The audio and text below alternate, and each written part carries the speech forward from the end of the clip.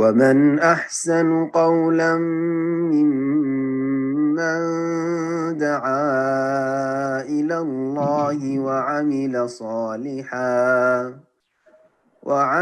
صالحا وقال إنني من المسلمين. السلام عليكم. ওয়ালাইকুম আসসালাম ওয়া রাহমাতুল্লাহি ওয়া বারাকাতুহু। আমি বাংলাদেশ থেকে বলছি। বলেন।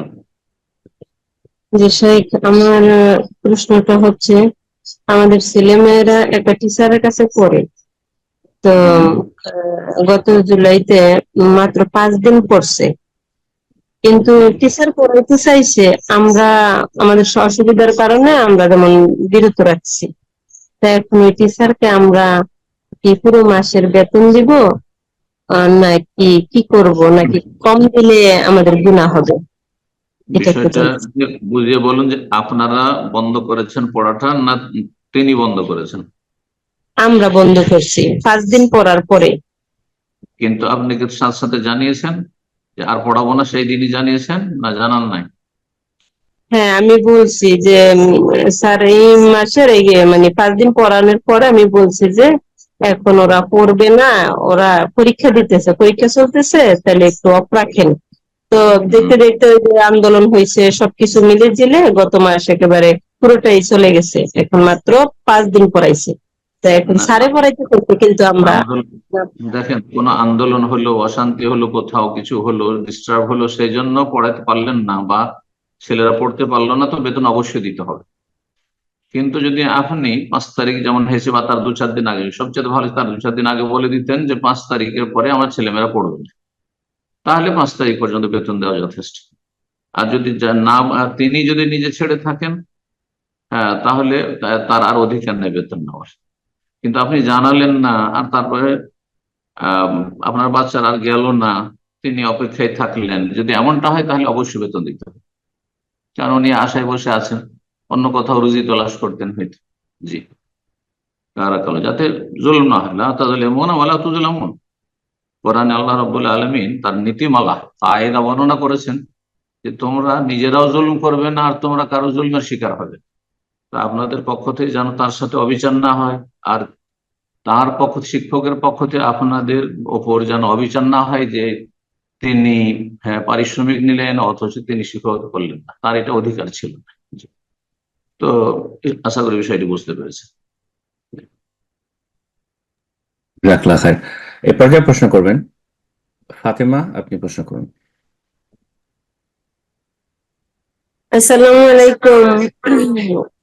ওয়ালাইকুম আসসালাম ওয়া রাহমাতুল্লাহি ওয়া বারাকাতুহু। জি বলেন। দেশ থেকে বলছি। জি, আমার প্রশ্নটা হচ্ছে যে ঘুমানোর আগে উযু করলে দেখা গেছে 4-5টা দোয়া পড়ার পরে উযুটা নষ্ট হয়ে গেল, এখন আবার কি উঠে উযু করতে হবে, নাকি ওই এক উযুতেই আমরা ঘুমানোর মানে উযুর সওয়াব পাবো? আপনি উজু করে বিছানায় চলে যাবেন, তারপরে উজুর সাথে সাথে নষ্ট হয়ে যাক, জিকির আজকার পড়ার পরে নষ্ট হোক, অথবা ঘুম আসলে তো এমনিতে নষ্ট হবে, কারণ গভীর ঘুম হচ্ছে উজু ভঙ্গকারী।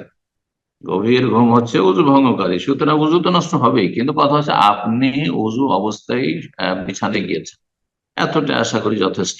আর যতক্ষণ জেগে আছেন ততক্ষণ উজুটাকে ধরে রাখার চেষ্টা করবেন, ইচ্ছে করে উজু নষ্ট করবেন না। জি, বারাকাল্লাহ।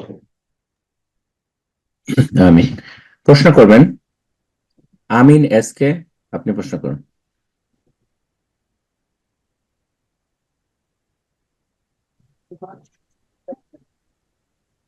কি আপনার ফোন আনমিউট হয়েছে? প্রশ্ন করুন।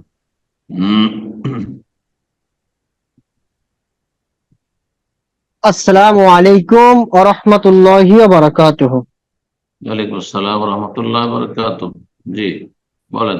সম্মানিত শায়েখ, আপনি কেমন আছেন?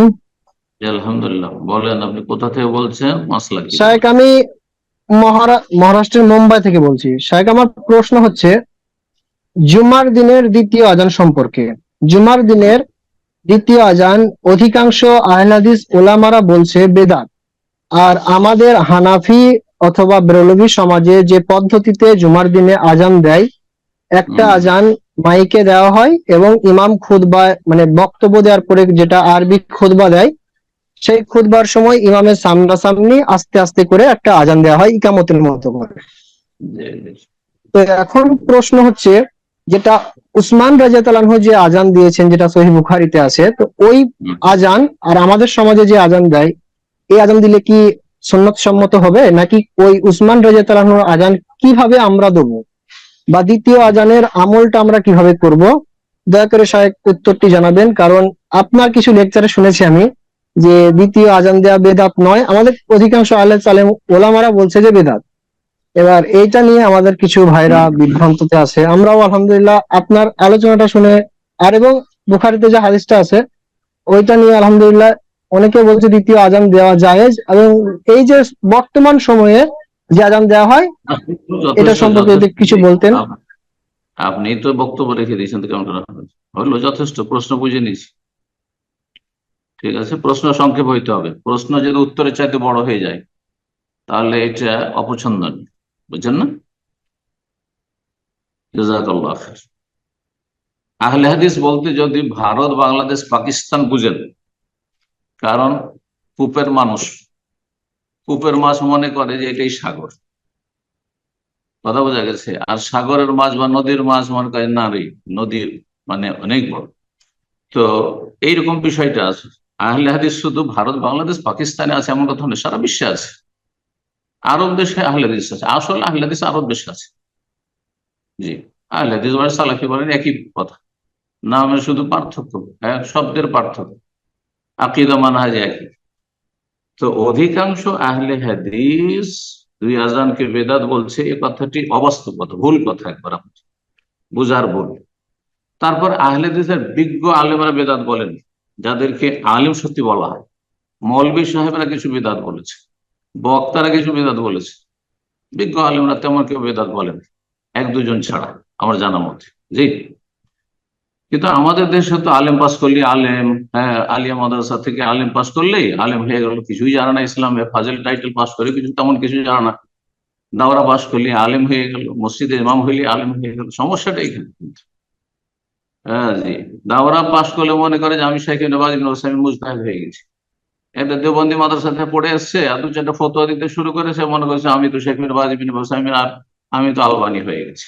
আল্লাহ হেদায়েত দান করুন। জি, নিজেকে বুঝার তৌফিক দান করুন আল্লাহ রাব্বুল।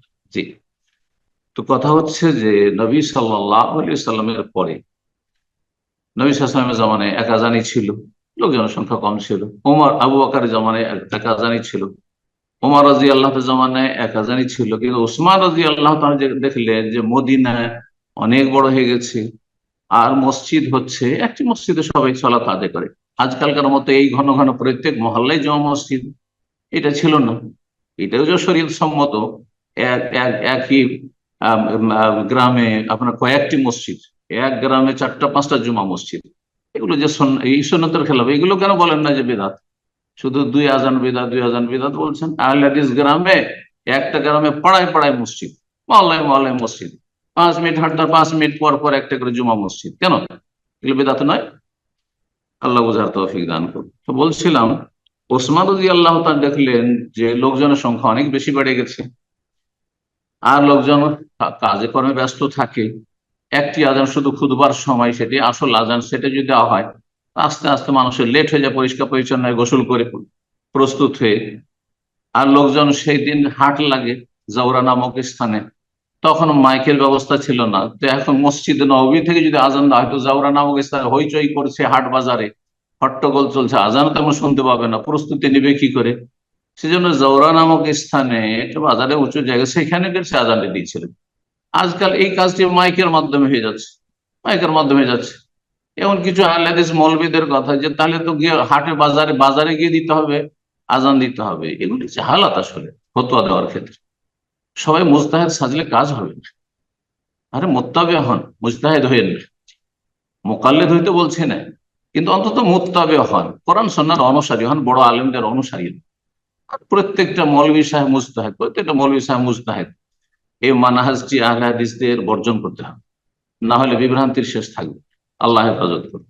আরব আহলে হাদিসরা, আরব সালাফিরা এমনটা নয় যেমন ইন্ডিয়া, বাংলাদেশ, পাকিস্তানের সাধারণ মৌলভী সাহেব। সবাই ফতোয়া দেয়, সবাই ফতোয়া দেয়, যার ফলে ফিতনা ফাসাদের শেষ নেই, ইখতিলাফের শেষ নেই, কলহ বিবাদের শেষ নেই। মানুষের অন্তরে ফাটল আর ফাটল, একজন মৌলভী সাহেব একজন মৌলভী সাহেব অন্তরে মিল নেই, শত্রুতার শেষ নেই। অন্তরকে পরিষ্কার করতে হবে, না হলে জান্নাত যাওয়া যাবে না। জাযাকুমুল্লাহ খায়র। হয়তো কিছু কথা বললাম, বাস্তব সত্য এবং তিক্ত কথাই আসলে দেশের প্রেক্ষাপট। জি, কারণ সেখানে আমি জন্ম নিয়েছি, সেখানে বেড়ে উঠেছি, সেখানে দেখেছি আপনার আলেম সমাজ মৌলভী সাহেবদের অবস্থা, তাদের অন্তর্দ্বন্দ্ব আর কলহ আর সংকীর্ণতা। আল্লাহ রাব্বুল আলামিন যেন উদারতা দান করেন। তো বলছিলাম যে উসমান রাদিয়াল্লাহু তাআলা আনহু যখন এই আযান চালু করলেন, তখন হাজার হাজার সাহাবায়ে কেরাম বেঁচে ছিলেন, বরং অধিকাংশ সাহাবায়ে কেরামরা বেঁচে আছেন তখন। অল্প সাহাবায়ে কেরাম দুনিয়া থেকে বিদায় নিয়েছেন, কেউ তো বিরোধিতা করেননি, তেমন কেউ বিরোধিতা করেননি, উল্লেখযোগ্য কেউ বিরোধিতা করেননি। পক্ষান্তরে মুআবিয়া রাদিয়াল্লাহু তাআলা যখন এক সাফে তাকে আরসা করলেন গম হইলে, তখন আবু সাঈদ খুদরি সাথে সাথে খুতবা চলা অবস্থা, বক্তব্য চলা অবস্থা দাঁড়িয়ে গেলেন, আর বললেন না যে না আমি এটা মেনে নিতে পারি না, যেভাবে রাসূলুল্লাহ সাল্লাল্লাহু আলাইহি ওয়াসাল্লাম একসা দিয়েছেন ওইভাবে একসাই আমি ফিতরা দিই। তাহলে বোঝা গেল যে আরব ওলামারা বলছেন, বিজ্ঞ ওলামারা ভালো করে ফাকানা ইজমাআন, সুতরাং সেই ক্ষেত্রে ইজমা হয়ে গেছে সাহাবায়ে কেরামের, কেউ বেদাত বলেননি। জি, যার ফলে সামান্য দুই হরফ পড়ে মৌলভী সাহেব বক্তা হানাফি মাদ্রাসাতে পড়ে এসছেন, আর সেজে গেছেন সমাজে মুফতি বক্তব্যের জোরে, আর তারপরে আপনি বলছেন বেদাত বেদাত, এগুলো ক্ষান্ত হয়। একটু জবানটাকে কন্ট্রোল করে কথা বলা উচিত সাহাবায়ে কেরামদের শানে আর খলিফায়ে রাশেদের শানে। নবী সাল্লাল্লাহু আলাইহি ওয়াসাল্লাম বলেছেন আলাইকুম বিসুন্নতি ওয়া সুন্নাতুল খুলাফায়ে রাশিদিন, আমার সুন্নতকে আঁকড়ে ধরো, খোলাফায়ে রাশিদিনের সুন্নতকে আঁকড়ে ধরো। খোলাফায়ে রাশিদিন বিদআত বলেননি, খোলাফায়ে রাশিদিনের সুন্নত বলেছেন। কিন্তু আমি যদি একটা নতুন কাজ করি তো এটি বিদআত, বুঝা গেছে? খোলাফায়ে রাশিদিন নবী সাল্লাল্লাহু আলাইহি ওয়াসাল্লামের আদর্শ মোতাবেক চলার চেষ্টা করেছেন। তারা দ্বীনের মূলনীতিগুলি জানতেন, যে একটি আজানের এখন প্রয়োজন রয়েছে, এই আজানটি যদি আমি চালু করি তো এটি বিদআত নয়, বরং এটি মানুষের জন্য কল্যাণকর হবে, মানুষের জন্য ইবাদতে সহযোগী হবে। রব্বুল আলামিন বুঝার তৌফিক দান করুন এবং সাহাবায়ে কেরামদের শানে বেয়াদবি থেকে আল্লাহ রক্ষা করুন। আর আল্লাহ রব্বুল আলামিন যেন আমাদেরকে মধ্যম পন্থা অবলম্বনে তৌফিক দান করেন, আর ইফরাত তাফরীত বাড়াবাড়ি ছাড়াছাড়ি থেকে আল্লাহ রব্বুল আলামিন বেঁচে থাকার তৌফিক দান করুন। আবার বলছি যে দুই আজান দেওয়া জরুরি নয়, কিন্তু দুই আজান জায়েজ, দুই আজান জায়েজ। এক আজান দেওয়াই যদি যথেষ্ট হয়, কোনো প্রয়োজন নেই, এক আজানই যথেষ্ট। এক আজান নবী সাল্লাল্লাহু আলাইহি সুন্নত, খলিফা প্রথম খলিফার সুন্নত, দ্বিতীয় খলিফার সুন্নত, কিন্তু তৃতীয় খলিফার সুন্নত দু আজান, সুতরাং সেটিও জায়েজ। আল্লাহ তাআলা আলাম। জি, জাযাকাল্লাহ খায়ের। প্রশ্ন করবেন আইয়ুব কাজী, আপনি প্রশ্ন করুন। আসসালামু আলাইকুম ওয়া রাহমাতুল্লাহ। ওয়ালাইকুম আসসালাম ওয়া রাহমাতুল্লাহি ওয়া বারাকাতুহু।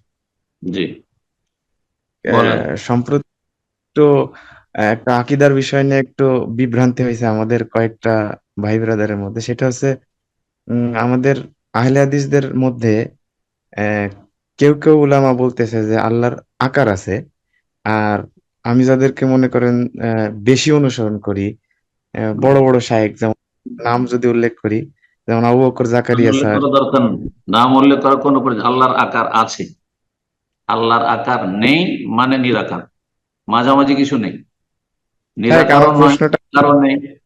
আমি আমি আমার কথা ক্লিয়ার করে দিচ্ছি, আল্লাহর আকার আছে, কথা বোঝেন? আল্লাহর সুরত আছে, আর সুরত মানে আকার হয়। এ বাংলা আকার চলবে না, রূপ চলবে, অমুক চলবে, সুরত বলতে হবে, এগুলো নতুন আবিষ্কার, নতুন আবিষ্কার, বাদ দেন এসব। জি, জাযাকাল্লাহ খায়ের শেখ। তো ভাইকে কি আর উনি কিছু বলতে চাচ্ছিলেন, ওনাকে সুযোগ করে দিব না স্কিপ কি শেষ বলতে হয়ে গেল? চাইছিলেন? ওই বিষয়ে আকার, আকার বিষয়ে কোনো প্রশ্ন নেই, আকার আছে বাস হয়ে গেল। আচ্ছা, এ ব্যাপারে যদি আপনার কোনো প্রশ্ন থাকে, এ ব্যতীত আর কি অন্য কোনো প্রশ্ন, তাহলে করতে পারেন। জি, প্রশ্নটা তাহলে আরেকটা একটা সুযোগ যখন দিয়েছেন, ইনশাআল্লাহ, আলহামদুলিল্লাহ। ওই আমাদের বাংলাদেশের কিছু আহলে হাদিস বলতেছে যে সিজদায় যে কোরআন মাজিদের ঈদে আগস্ট মাসের প্রশ্ন উত্তর পত্রিকায় আসছে, তা কোরআন মাজিদের কোনো দোয়া করা যাবে না। আর আর আরবের উলামা একরাম সবাই একই কথা সেজদায় বলতেছে। সিজদায়, জি সিজদায়। এখন এই বিষয়টা কোরআন নিয়ে একটু বিভ্রান্ত। কোরআন হাদিসের দোয়া করা যাবে না? কোরআনের দোয়া করা যাবে না, কোরআনের দোয়া, কোরআনের আয়াত উল্লেখ করে নাই যে কোন পত্রিকায় আসছে? কোন পত্রিকায়? এটা বল, এটা আল ইতেশাম পত্রিকা শাহেখ। কিছু বোঝে না মুফতি। যে মুফতি ফতোয়া দিয়েছে কোরআনের দোয়া সেজদায় করা যাবে না, সে কিছু বোঝে না, ফিকহের জ্ঞান নেই তার। যে ব্যাস। জাজাকাল্লাহ খায়ের। এরপর যারা প্রশ্ন করবেন, উম্মি রাহাত, আপনি প্রশ্ন করুন। আসসালামু আলাইকুম রহমতুল্লাহি ওয়া বারাকাতুহু। আসসালামু আলাইকুম রাহমাতুল্লাহি ওয়া বারাকাতুহু। জি শেখ, আমি বাংলাদেশ থেকে বলছিলাম। বলেন। আমার প্রশ্ন হলো যে আমার এই যে জাকাতের বিষয় আর কি। আমার জাকাত রমজান মাসে বাইর করছিলাম 30,000 টাকা। তাই আপনি মানে বয়ান শুনি যে 8 ক্ষেত্রে দেওয়া যাইব, আর আপন আত্মীয় থাকলে তাদেরকে দেওয়া যাইব। তাই আমার মামু অ্যাক্সিডেন্ট হইয়া মানে পাও মানে একেবারে রড ভেঙে গেছে, রড লাগাইছে। তার টাকার বিনিময়ে উনি চিকিৎসা করতে পারে না। তাই ভাবছি তার এই টাকাটা দিয়ে দিই। তাই হঠাৎ করে মামানির সাথে আর কি দু এক কথা কথা কাটাকাটি হয়েছে, হেরা রাহে নাই কে। এই পর্যন্ত আমার আর টাকা দেওয়াই নেই। তাই আমার মামানিটা আবার রাস্তাঘাটে চলাফেরা করে, মাথায় কাপড় দেয় না, তারপর তার মেয়েও দেয় না। কিন্তু তাকে বলছে যে এটা আমি আমার মামারে চিকিৎসা করে দিই, কিন্তু উনি অস্বীকার যায় যে ওনারে চিকিৎসা করলে আমরা কেউ যাব না। এখন তার কি করবে? ছেলেরাও ওনার চিকিৎসা করলে ছেলে কি হবে? মানে তারা চিকিৎসা করালে তার স্ত্রী যাইব না, কিন্তু তার ছেলে নিশাগ্রস্ত আর কি। কাকে চিকিৎসা করলে কার স্ত্রী যাবে না? আমার মামানি যাইব না আর কি। আমার মামারে চিকিৎসা করালে তিনি আর হসপিটাল যাইব না। মামা এখন আমার মামার মামার সম্পর্ক খারাপ নাকি? তালাক হয়ে গেছে? না তালাক হয় নাই, কিন্তু উনি চাইতেছে ওনারা আর চিকিৎসা করাইবো না, মানে কেন? এইভাবেই থাকবো উনি যতদিন বাঁচে এইভাবে থাকবো, চিকিৎসা করানো ওই টাকা দিয়ে আমরা চলুক আর কি, এরকম বোঝায়। না না, কিন্তু আমার মামা সেই সেই সেই মহিলার তার স্বামীর চিকিৎসাতে টাকা দিতে বাধ্য নয়। স্বামীর চিকিৎসার জন্য স্ত্রী টাকা দিতে বাধ্য নয়, কিন্তু অন্য কোনো ব্যক্তি টাকা দিচ্ছে জাকাত কারো চিকিৎসার জন্য, তার অভাবের কারণে জাকাত দিচ্ছে, আর সেই মহিলা বাধা দেবে, সেই মহিলার কথার কোন মূল্য আছে সেখানে? যেই ব্যক্তি দান করবে সে স্বাধীন, কাকে দান করবে সেটা সেই ক্ষেত্রে স্বাধীন। যদি সে হকদার হয়, অর্থাৎ তার ধন সম্পদ নেই চিকিৎসার, মিসকিন ফকিরের আওতাতে পড়ছে, তাহলে তাকে চিকিৎসা বাবদ জাকাত থেকে টাকা দিতে পারে। কথা বোঝা গেছে? আর যদি দেখা যায় যে না, তা ওই যে আপনার মামার কথা বলছেন, তার সম্পদ আছে, জমি জায়গা আছে, ভিটেমাটি ছাড়াও জমি জায়গা আছে, সেগুলো বিক্রি করে চিকিৎসা করতে পারবে, আর এইদিকে আপনি জাকাতের টাকা দিয়ে চিকিৎসা করেন, জায়েজ নয় মোটেই। কি অবস্থায় আপনার মামা আছে সেটা আপনাকে বুঝতে হবে, যে ফকির মিসকিন আওতাতে পড়ছে কিনা, অভাবী কিনা। জি জাজাকাল্লাহ খায়ের। প্রশ্ন করবেন আরিক, আপনি প্রশ্ন করুন। আসসালামু আলাইকুম শেখ। ওয়ালাইকুম আসসালাম ওয়া রাহমাতুল্লাহি ওয়া বারাকাতুহু। জি আমি ক্যালিফোর্নিয়া থেকে বলছি। তো শেখ, বলেন। আমার প্রশ্নটা হচ্ছে একটু হজ সংক্রান্ত। একটা ছোট বিষয়ে কনফিউশনে পড়েছি যে আমরা যখন হজে যাই তখন তো 10 তারিখে আমরা বড় জামারাতে পাথর নিক্ষেপের পরে আমরা কোরবানি করি এবং তারপরে আমরা চুল মুন্ডন করি। তো এক্ষেত্রে আমার কোরবানি হয়েছে কিনা এটা না জানা পর্যন্ত আমরা মাথা মুন্ডন করতে পারবো কিনা, বা মাথা মুন্ডনের পরে কোরবানি করা যাবে কিনা? দেখেন, কোরবানি এই যে এগুলো সিরিয়াল বহাল রাখা, এই যে পর্যায়ক্রম ভাবে কাজগুলি করা সেই দিনের, এটি শুধু মুস্তাহাব, সুন্নাত, ওয়াজিব নয়। যার ফলে আমার কোরবানি হইলো কিনা আমাদের দেশের হাজিরা বুঝে না, যার ফলে এসে ওই কাউন্টারে যখন পয়সা জমা করে ব্যাংকে, তখন জিজ্ঞেস করে যে আমার কোরবানি কখন হবে। সকালে সবাইকে লিখে দেয় সকাল 10টা ভাই, কানা কাহাই করে বোঝানো, বাঙাল বোঝানো, বুঝছেন? তো এইসব করার কোনো প্রয়োজন, কারণ কোরবানি 4 দিন পর্যন্ত জায়েজ। 13ই জিলহজ পর্যন্ত কোরবানি জায়েজ। 13 জিলহজ পর্যন্ত আপনি আপনি চুল কাটবেন না, বেতুল্লাহ তওয়াফ ইফাজা করবেন না নাকি? হালাল হবেন না, এহরাম পরেই থাকবেন না? মোটেই না। ওলামারা বলছেন যে প্রাথমিক হালাল হওয়ার জন্য পাথর মেরে নেওয়া আর তারপরে একটা কাজ করে নেন, পাথর মেরে নেওয়ার পরে চুল কেটে নেন। পাথর মেরে নেওয়ার পরে চুল কেটে নেন, আপনি প্রাথমিক হালাল হয়ে গেলেন। আপনার কোরবানি হইল না, কখন হবে, ওইসব সন্ধান চালানো কোনো প্রয়োজন নেই। জাযাকুমুল্লাহ। প্রশ্ন করবেন কেয়া, আপনি প্রশ্ন করুন। আসসালামু আলাইকুম ভাইয়া, আমি ঢাকা থেকে বলছি। বলেন। জি। ভাইয়া, আমি আল্লাহর জন্য আপনাকে অনেক ভালোবাসি এবং আপনার জন্য অনেক দোয়া করি, আল্লাহ আপনাকে সুস্থতা দান করুক। এবং আমি মনে করি যে আল্লাহ আপনি আমাদের জন্য নেয়ামত, যে এই জন্য আমি আপনার জন্য বেশি বেশি দোয়া করি, আরো যে দোয়া করি আল্লাহ আপনাকে দীর্ঘ হায়াত দারাজ করুক। তো ভাইয়া, আমি একটা কথা জানতে চাচ্ছি যে আমাদের তো ছোটবেলায় আব্বা আম্মা যেভাবে আকিকা দিতেন, তখন তো তারা ভুল পন্থায় দিতেন। তো এখন তো আমার বয়স 45, এখন ওইটাই কি হবে নাকি আমাদের নতুন করে দিতে হবে, নাকি না দিলেও চলবে? এটাই। জাযাকাল্লাহ খাইরান। প্রথম কথা, যা কিছু বললেন আমার সম্পর্কে, এটা আপনার সুধারণা, আমি হয়তো তেমন কিছু নই, সাধারণ একজন মানুষ। আল্লাহ রাব্বুল আলামিন আপনার সুধারণা আমাকে পূরণ করার তৌফিক দান করেন এবং সেই যোগ্যতা আল্লাহ দান। তারপর আকিকার বিষয়টি জিজ্ঞেস করেছেন। আকিকা সুন্নাত, আকিকা সুন্নাত মুআক্কাদা।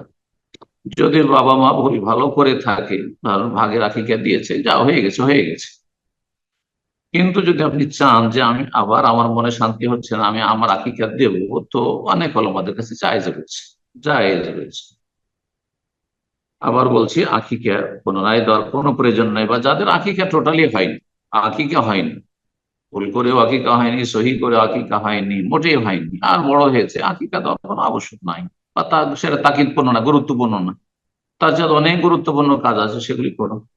কিন্তু কেউ বড় হয়েও যদি আকিকা দিতে চায়, তাহলে সেই মর্মে কিছু দলিল পেশ করেছেন তারা। আল্লামা আলবানী হাদিস নিয়ে এসেছেন, আপনার রাসূলুল্লাহ সাল্লাল্লাহু আলাইহি ওয়াসাল্লাম বাদামা বয়স নবী হওয়ার পর নবী সাল্লাল্লাহু আলাইহি ওয়াসাল্লাম আকিকা দিয়েছেন। এই জন্য কেউ কেউ বলছেন যে আকিকা দেওয়া যেতে পারে, অনেকে বলছেন। জি। সুতরাং কেউ যদি মনে করে আমি আমার আকিকা আবার দিয়ে দেবো, জায়েজ। আসলে আসল দায়িত্ব হচ্ছে আপনার ছেলে মেয়ে, আপনার আগামী প্রজন্ম, নাতি নাতি পুতাপুতি, তাদের আকিকা দেন আগামী প্রজন্ম। নিজের আকিকা নিয়ে আর চিন্তা করার কোনো প্রয়োজন নেই। আপনার আকিকা, আমার আকিকা আমার আব্বা আম্মার উপরে ছিল, তাদের সচ্ছলতা থাকলে দিয়েছে, অভাব থাকলে দেয়নি, এটা কোনো ফরজ কাজ ছিল না। জি। বারাকাল্লাহ ফিক। প্রশ্ন করবেন আবু তাহের, আপনি প্রশ্ন করুন।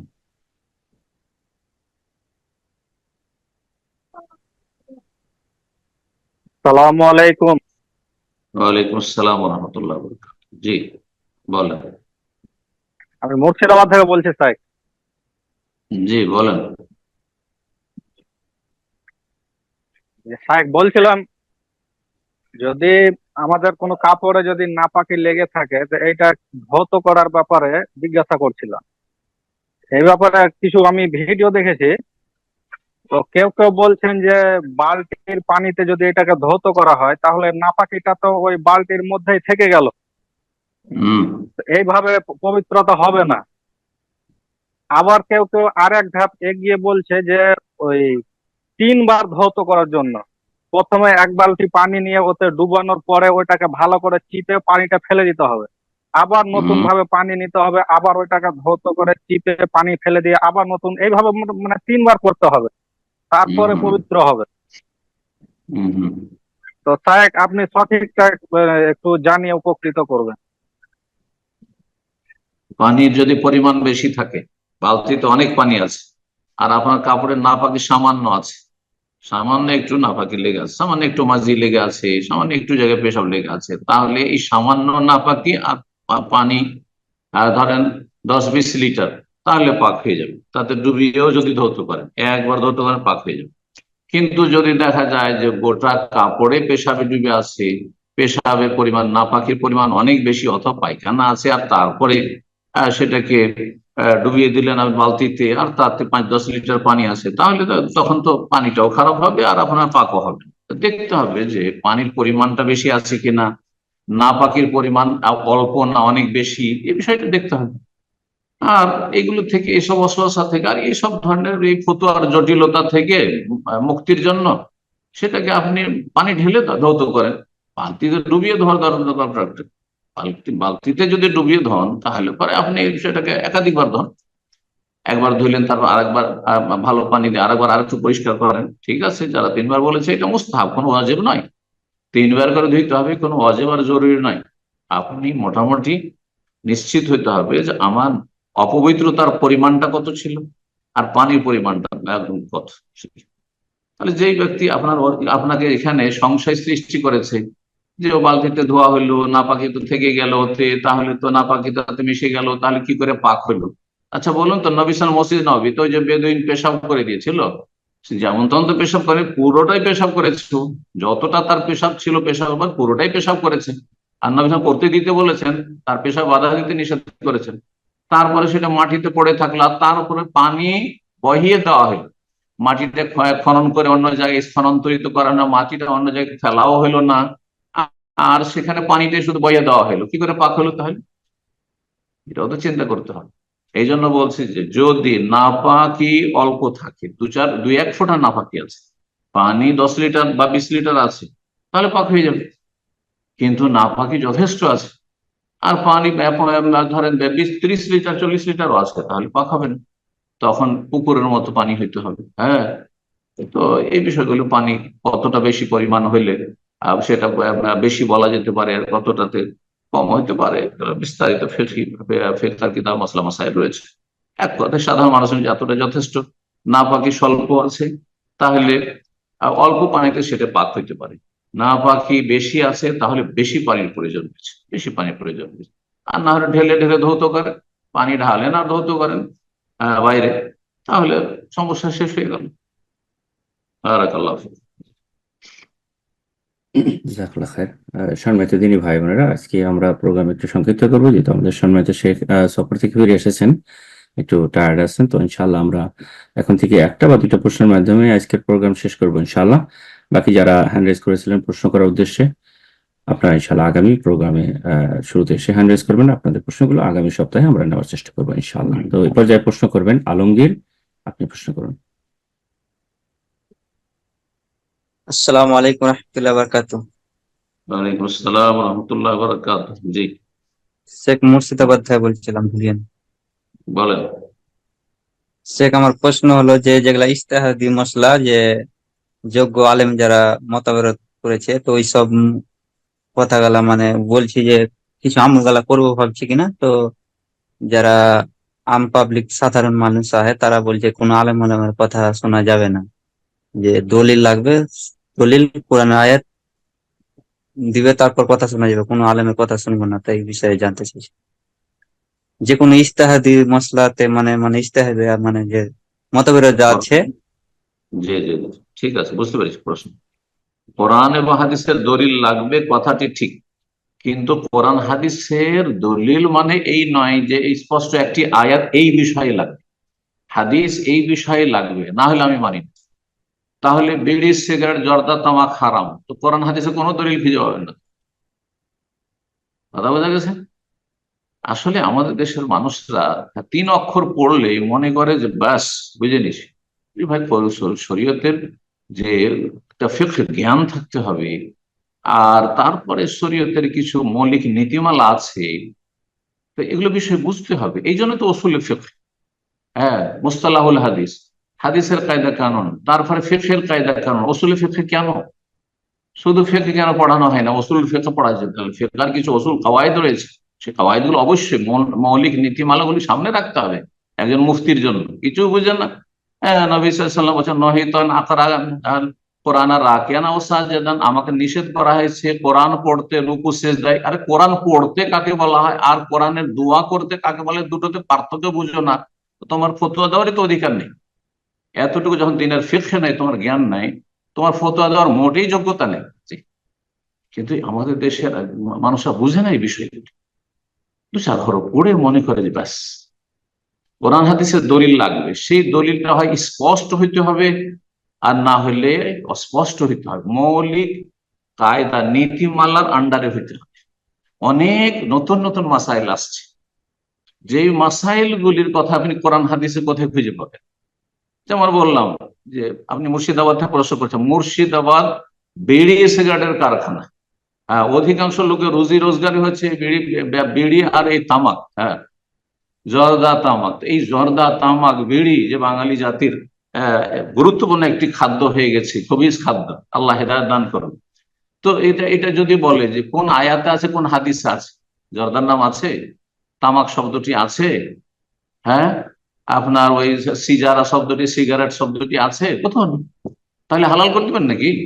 আল্লাহ হেদায়েত দান করুন। খাবাইশ তো আছে না, তাইয়্যিবাত আছে, মৌলিক নীতিমালা আছে শরীয়তের, যে আল্লাহ রাব্বুল ইউহিল্লু লাকুমুত তাইয়্যিবাত ওয়া ইউহাররিমু আলাইকুমুল খাবাইস, কুলু মিন তাইয়্যিবাতি মা রাযাকনাকুম, তাইয়্যিবাত গুলি খাও, খাবাইস খেও না।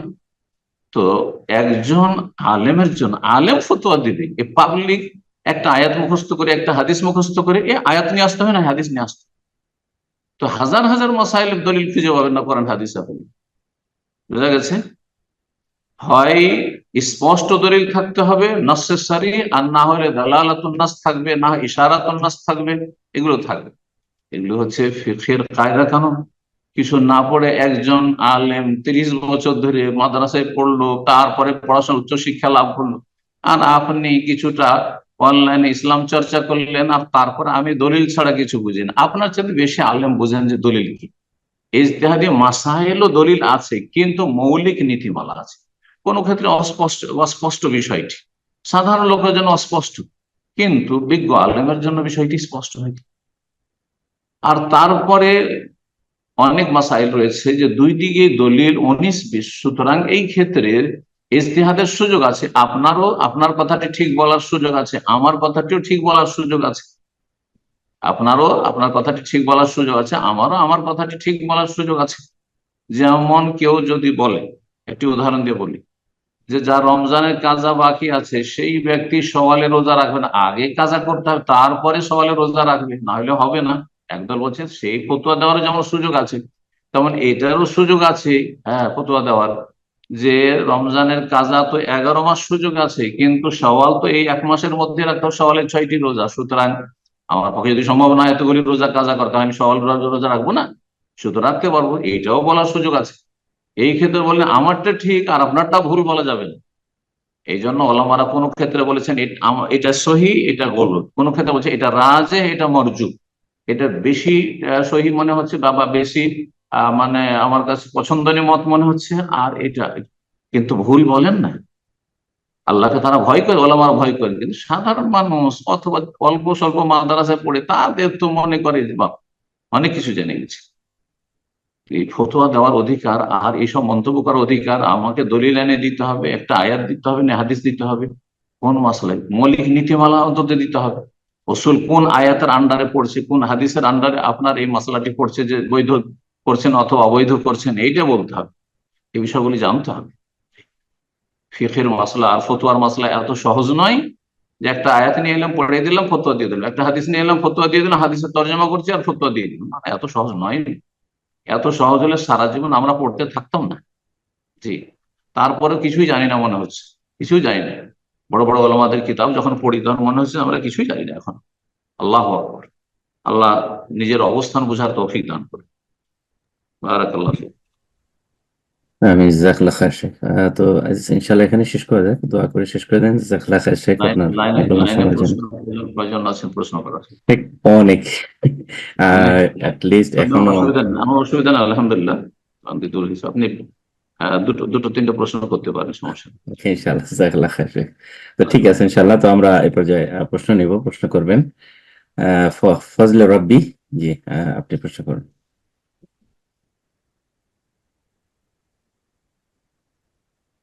জি ফজলে রব্বি, আপনার ফোনটা আনমিউট করুন। আসসালামু আলাইকুম স্যার, জি কেমন আছেন? আসসালামু ওয়া রাহমাতুল্লাহ ওয়া বারাকাতুহু। আলহামদুলিল্লাহ। জি স্যার, আমার প্রশ্ন হলো আমার প্রশ্নটা হলো যে কৃত্রিম বীজাণু যাকে, কোন জায়গা থেকে? জি আমি বাংলাদেশ পাবনা ঈশ্বরদী থেকে বলতেছি। মাশাআল্লাহ, বলেন। জি আমার প্রশ্নটা হলো যে কৃত্রিম বীজাণু যাকে বলা হয়, দেখেন আপনার গরু, এই গরু যখন ডাকে আসে তখন তাকে ধরেন সার বা বীজ দিয়ে এই বাচ্চা দেওয়া হয় তার পেটে।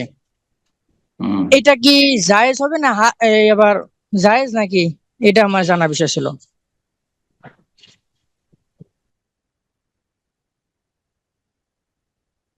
তার মানে যেমন ষাঁড় আর গাভীতে মিলন হয়, সে মিলন ছাড়া ইনজেকশনের মাধ্যমে আপনার বীর্য দেওয়া হয় আর গর্ভধারণ করে বাচ্চা পেটে আসে, এটাই বলতে চাইছেন নাকি? জি শেখ, এটাই আর কি যে, যেটা টিউবের মাধ্যমে ওরা করে যে প্রজনন করে থাকে গরুদের আর কি, যে এটা ফার্ম গুলোতে বিশেষ করে করে থাকে, কারণ বড় বড় গরু থাকে বা বিভিন্ন ওদের কজ থাকে আর কি। তো এই ধরনের যে এটি উনি জানতে চাচ্ছেন। সেটা যদি অন্য বিদেশি ষাঁড়ের হয় তাহলে জায়েজ আছে, সেটা মানুষের না হইলেও, মানুষের বীর্য না হইলেও জায়েজ আছে, কোনো অসুবিধা নেই। আল্লাহ তাআলা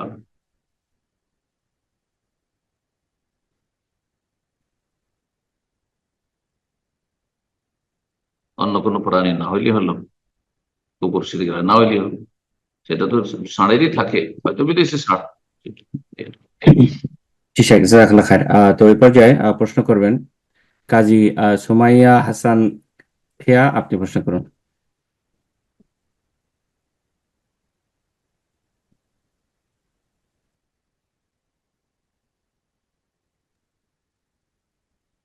জি কাজী সুমাইয়া হাসান খেয়া, আপনার ফোনটা আনমিউট হয়েছে, আপনি প্রশ্ন করুন।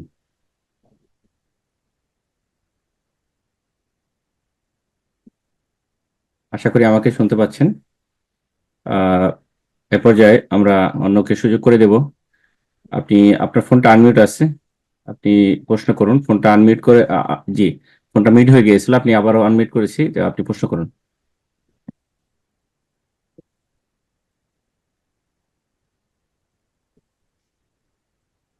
ইনশাআল্লাহ এ পর্যায়ে প্রশ্ন করবেন আবু আব্দুল্লাহ বিন আব্দুল, ওকে, অনেক বড় নাম। জি শুরুটা বললেই হবে। জি আব্দুল্লাহ বিন আব্দুল্লাহ, জি আপনি প্রশ্ন করেন। জি আসসালামু আলাইকুম ওয়া রাহমাতুল্লাহি ওয়া বারাকাতুহু। ওয়ালাইকুম আসসালাম ওয়া রাহমাতুল্লাহি ওয়া বারাকাতুহু। শেখ কেমন আছেন? অনেকদিন পর। জি, প্রশ্ন তাড়াতাড়ি। জি, লাইনে আছে। জি, আমার যেটা জানার বিষয় সেটা হচ্ছে যে বর্তমানে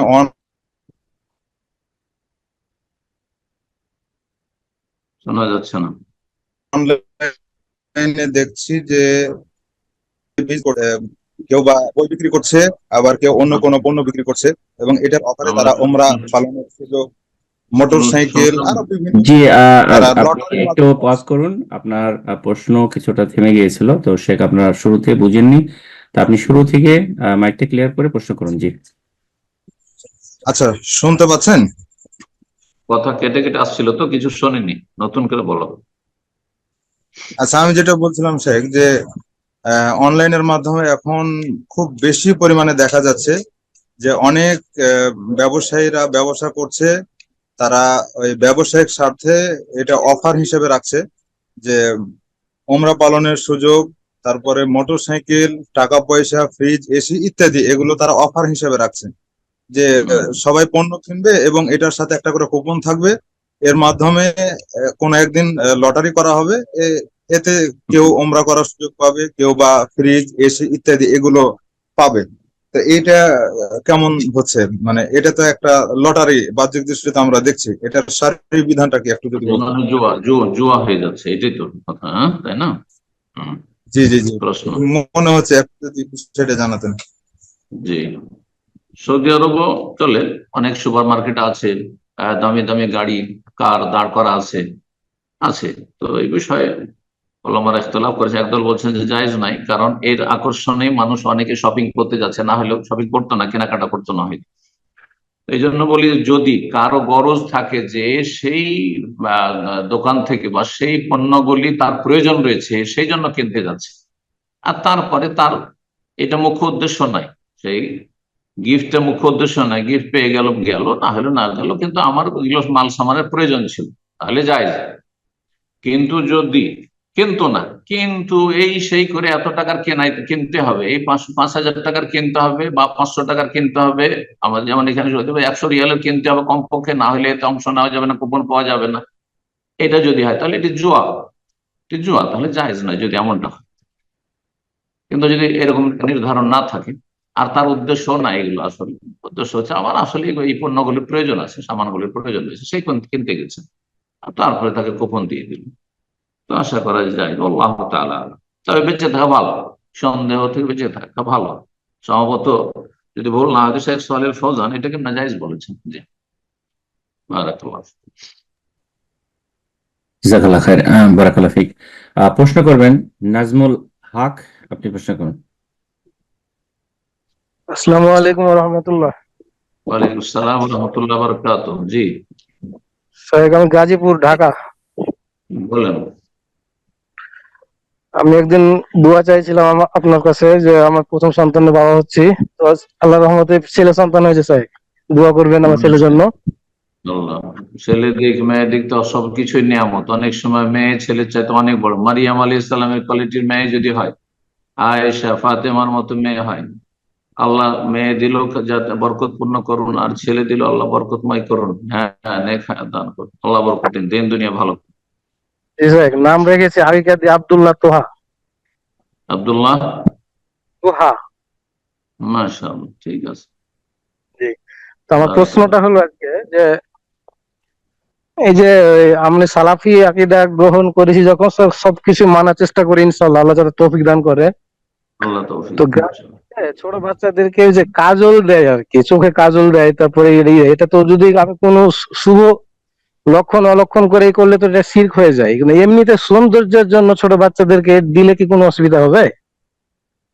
সৌন্দর্যের জন্য দিলে তো অসুবিধা নাই, কিন্তু আরেকটি অসুবিধা আছে, সেটা হচ্ছে যে কাজলটা কালি থেকে তৈরি হয়, সেটা চোখের জন্য, দৃষ্টিশক্তির জন্য ক্ষতিকর। এটা সায়েন্টিফিক নয়। যদি এটা চোখের জন্য ক্ষতিকর হয় তাহলে জায়েজ না, তাহলে জায়েজ না, ওইটা আরেকটা কারণ। আর যদি কোনো বদনজর থেকে বাঁচার জন্য দিচ্ছে অথবা কোনো কল্যাণ হাসিলের জন্য দিচ্ছে ইত্যাদি, তাহলে তখন শিরক হবে। আর এমনিতে ধরেন কালি, কালি তো কোনো উপকারী জিনিস না। আমাদের কাজল যে আগে আমরা ছোটকালে দেখেছি আমাদের গ্রামে গঞ্জে, সেটা তো ওই যে আপনার প্রদীপে প্রদীপে সেই আপনার কালিটাকে ধরে ধরে ধরে আর সেটা দেখলো তেল দিয়ে তারপর সেখান দিয়ে দিত, সেটা তো ক্ষতি করবে চোখে, ক্ষতি, চোখের ক্ষতি। মানে আমাদের মহিলারা বুঝতো না তখন, কোনো দিন দুনিয়ার কোনো শিক্ষা ছিল না, না দিনের জ্ঞান ছিল না দুনিয়ার জ্ঞান ছিল। তো বাচ্চার চোখের যাতে ক্ষতি না হয়, বড় হোক আর ছোট হোক, লা দারারা ওয়ালা দিরারা, কেউ কারো ক্ষতি করবেন না। আপনি কাজল দেওয়ার মাধ্যমে বাচ্চাটা যে ক্ষতি করছেন আপনি, যদি এমনটা হয়, হ্যাঁ, চিকিৎসা বিদ্যা বলে যে চোখের জন্য ক্ষতি সাধনকারী, তাহলে জায়েজ নয় কাজল দেওয়া। জাযাকাল্লাহ খায়ের। তো আজকে সর্বশেষ প্রশ্ন নিচ্ছি ইনশাআল্লাহ। প্রশ্ন করবেন রিফাত হোসেন আকাশ। জি, আপনি প্রশ্ন করুন। আসসালামু আলাইকুম। ওয়ালাইকুম আসসালাম ওয়া রাহমাতুল্লাহি ওয়া বারাকাতুহু। জি শাহেক, একটু মানে বিয়ের বিষয়ে প্রশ্ন করতে চাচ্ছিলাম। আমি 2021 সাল থেকে বিয়ের জন্য চেষ্টা করতেছি আর কি। তো হচ্ছে যে আমার আব্বা মা চাচ্ছে যে ওনারা যেরকম মেয়ে পছন্দ করে ওরকম বিয়ে করতে, আর আমি চাচ্ছি যে আমার মতন বিয়ে, আমার পছন্দের বিয়ে করতে।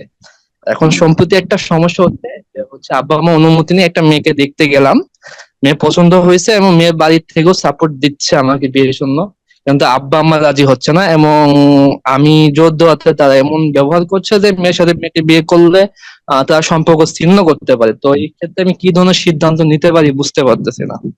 কেন রাজি হচ্ছে না, এটা উত্তর দাও।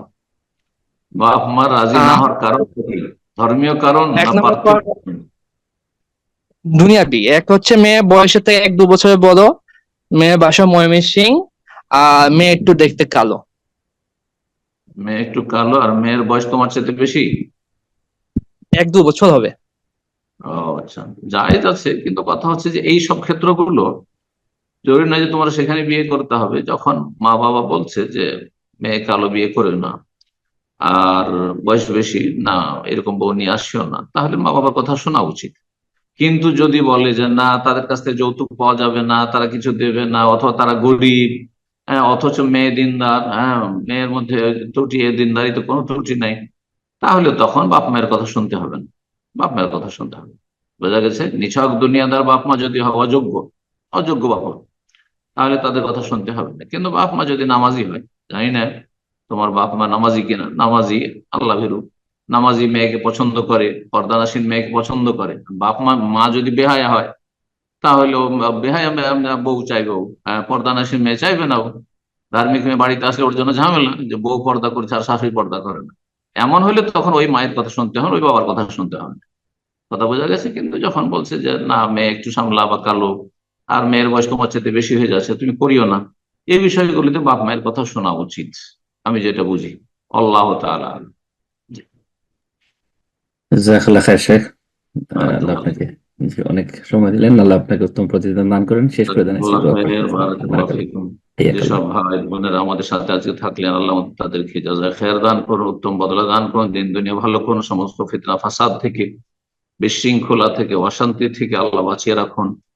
দেশে, মুসলিম সমাজে, যেখানে মুসলিম ভাই বোনরা বসবাস করেন, দেশে হোক বাইরে হোক, সব জায়গায় আল্লাহ যেন সার্বিক নিরাপত্তা দান করেন, ঈমান আমলের হেফাজতে তৌফিক দান করেন, জীবন এবং পরিবার পরিজন, ধন সম্পদ, বাড়িঘর সবকিছুর আল্লাহ হেফাজতের তৌফিক দান করেন, আল্লাহ হেফাজত করেন।